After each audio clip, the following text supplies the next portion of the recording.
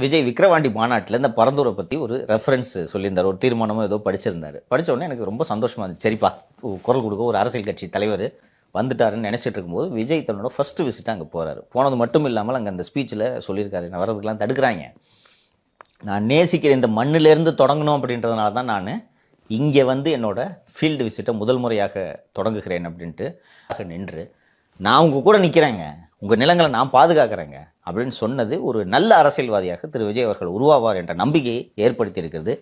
பரந்தூர் களத்தை விஜய் அவர்கள் தேர்ந்தெடுத்தது இந்த விஷயத்துக்காக எனக்கு உள்ளபடியே அந்த மக்களோடு சேர்ந்து நானும் மகிழ்ச்சி அடைகிறேன். அவர் வந்துட்டு போன பிறகுதான் தமிழக அரசு வந்து அறிக்கை கொடுக்குறாங்க.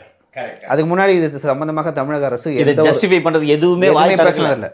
கொடுக்குறாங்கன்னா இதோட தாக்கம் அவங்களுக்கு தெரிஞ்சிருக்கு. Yes yes yes. அப்போ நான் வந்து எனக்கு ஒரு நாளைக்கு வந்து அதே தொகுதியில் வந்து தாவேக்கா நிற்குது, திமுக நிற்குது, அதிமுக நிற்குது, நான் யாருக்கு ஓட்டு போடுவேன்? அந்த மக்கள் தாவேக்காவை தான் தேர்ந்தெடுப்பாங்க.